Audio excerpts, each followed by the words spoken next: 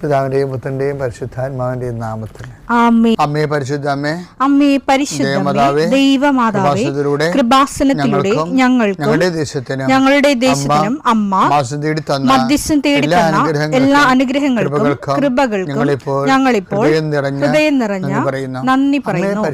അമ്മേ പരിശുദ്ധമേ, ദൈവമാതാവേ, 2004 ഡിസംബർ 7 ഉച്ചകഴിഞ്ഞ് 2:30 കൃപാസനത്തിൽ സംഭവിച്ച അമ്മയുടെ പ്രത്യക്ഷപ്പെടലിനെ കുറിച്ച് തിരുസഭയ്ക്ക് സമർപ്പിച്ചിരിക്കുന്ന പഠനരേഖകളുടെ സഭാത്മകമായ പഠനം ആരംഭിക്കുവാൻ ഞങ്ങൾ പ്രാർത്ഥിക്കുന്നു. അമ്മേ പരിശുദ്ധമേ, ഭൂസ്വർലോകങ്ങളുടെ രാജ്ഞിയായ അങ്ങേയ്ക്ക് ഭൗമസംരക്ഷണത്തിനായി പ്രപഞ്ചപ്രകൃതിയെ തന്നെ തിരുസഭ പ്രതിഷ്ഠിക്കുവാൻ ഈ പ്രത്യക്ഷീകരണം വഴി ഇടയാക്കണമേ. പരിശുദ്ധമേ, ജപമാല മാതാവേ, സകല കൃപാസനം പ്രാർത്ഥനയോടും ഞങ്ങളിപ്പോൾ പ്രാർത്ഥിക്കുന്ന ഈ കുടുംബത്തിന്റെ പ്രത്യേക നിയോഗം പറ മക്കളെ.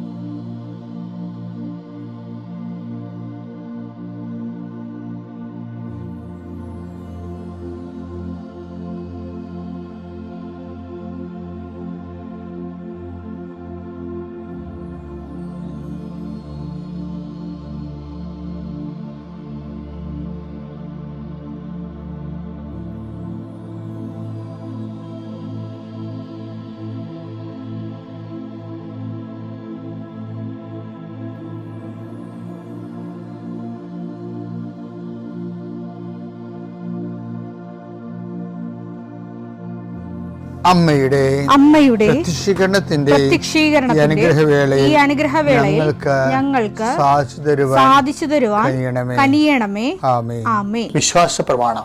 സർവശക്തനായ പിതാവും ആകാശത്തിന്റെയും ഭൂമിയുടെയും സൃഷ്ടാവുമായ ദൈവത്തിൽ ഞാൻ വിശ്വസിക്കുന്നു.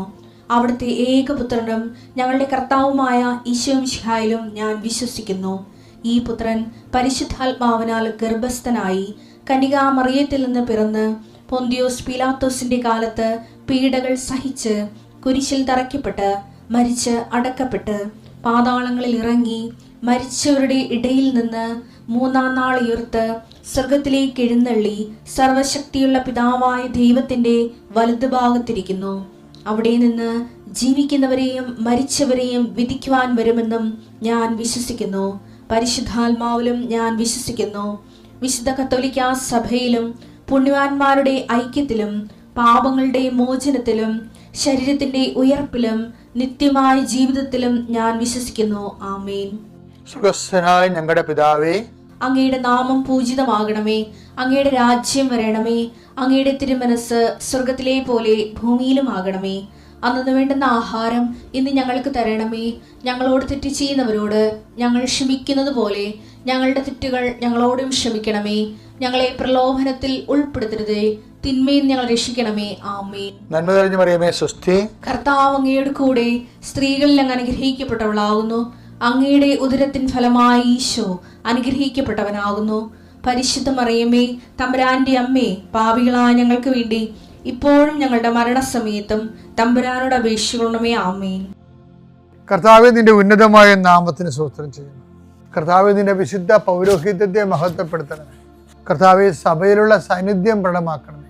39 വർഷം ഞാൻ അർപ്പിച്ച കൃപാന്റെ യുഗതിയാൽ കൃപാസ്ഥാനത്താരെ ജീവനോടെ പ്രത്യക്ഷപ്പെട്ട പരിശുദ്ധ അമ്മയുടെ മാധ്യസ്ഥത്താൽ പിതാവിൻ്റെയും പുത്രൻ്റെയും പരിശുദ്ധാത്മാവിൻ്റെ നാമത്തിൽ ഞാൻ നിങ്ങളെ ആശീർവദിക്കുന്നു.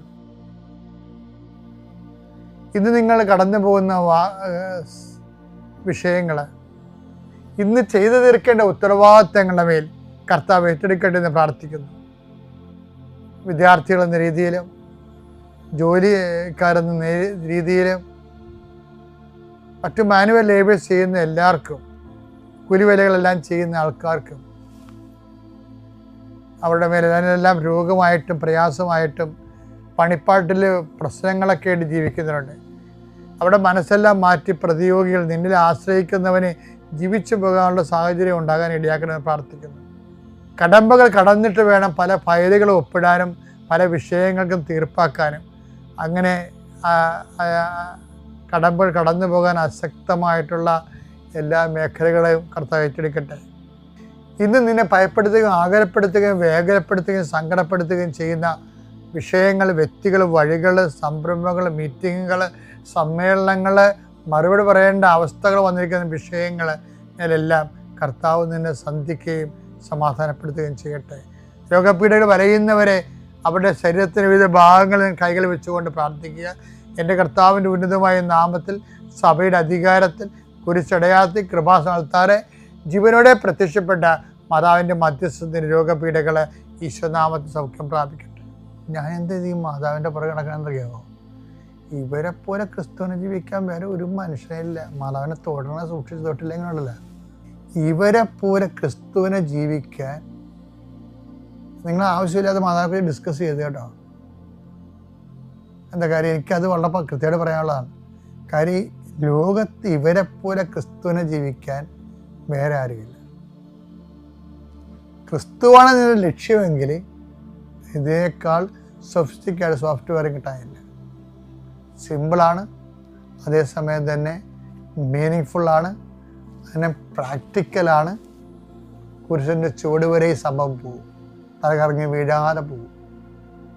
അറ്റ കൈക്ക് ഇതാ കർത്താവിൻ്റെ ദാസി, നീ എന്നെ ഏൽപ്പിച്ച ജോലി പൂർത്തിയാക്കിയെന്ന് പറഞ്ഞതിന് ശേഷം മാത്രമേ വീട്ടിൽ പോകുന്നുള്ളൂ. ഇതൊരു വല്ലാത്ത സംഭവമാണ്. പിശാചത്തെ അവയെ തളർത്താൻ ആദ്യം ചെയ്യണ മാതാവിനെ തുടിയുള്ളൂ. എന്താ കാര്യം? ആദ്യത്തെ ക്രിസ്ത്യാനിയാണ് അവരാദ്യത്തെ ഡിസൈപ്പിളാണ്. അവരാണ് ലോകത്തിന് ക്രിസ്ത്യ ജീവിതം എന്താണെന്ന് കാണിച്ചു കൊടുത്തത്. പൗലോസിനൊക്കെ പറ്റിയ അബദ്ധം എന്ന് പറയുന്നത്, എന്തെങ്കിലും അബദ്ധം പറയുന്നത് മാതാവിനെ കണ്ടുമുട്ടാൻ കഴിയാതിരുന്നത് തന്നെയാണ്. അതിൻ്റെ പേരിലേക്ക് അങ്ങേരുണ്ടാക്കിയ ഒരു ജീവിത രീതിയുണ്ട്. അത് നമുക്ക് ശരിക്കും പറഞ്ഞാൽ മരിയൻ ലൈഫ് മിസ്സായിട്ടുണ്ട്. മരിയൻ എന്ന് പറയുന്നത് ഈ ലോകത്തിന് ക്രിസ്തുവിനെ കൊടുത്ത ആളാണ്. ലോകത്തിന് ക്രിസ്തുവിനെ കൊടുത്ത ആളാണ്.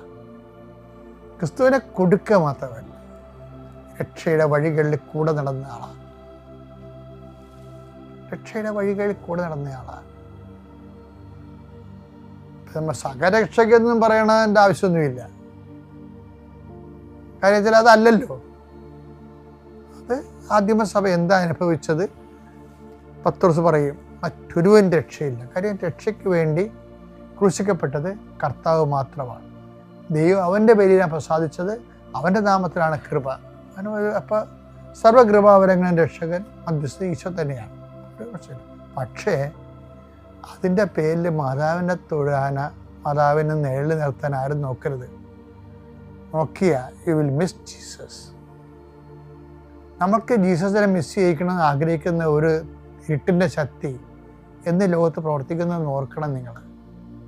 ലോകത്തിൻ്റെ ക്രിസ്തുവിനെ കൊടുക്കുമ്പോൾ മറ്റു 4 പെണ്ണുങ്ങളെ കുരിശിൻ്റെ ചുവട്ടിൽ നിൽക്കണം എന്ന് പറഞ്ഞത് ആര്? അമ്മ നിന്നുകൊണ്ട് നിന്നതല്ലേ. അമ്മ എന്നൊരാൾ ഈ വഴികളിലെല്ലാം നടന്ന് ദൈവഹിതം നിറവേറ്റി, ഇതാ കർത്താവിൻ്റെ ദാസി നിൻ്റെ വചനം പോലെ നിറവേറട്ടെ എന്ന് അവസാനം യേശുവിൻ്റെ തണുത്ത ശരീരം സ്വന്തം മടിയിൽ ഏറ്റുവാങ്ങിക്കുന്ന വരെ അമ്മ അപ്പാടെ വചനം ഒരു സെർവൻറ്റിനെ പോലെ സമർപ്പിച്ച ആളാണ്. അവരാണ് സ്വർഗാരൂപിതരായി.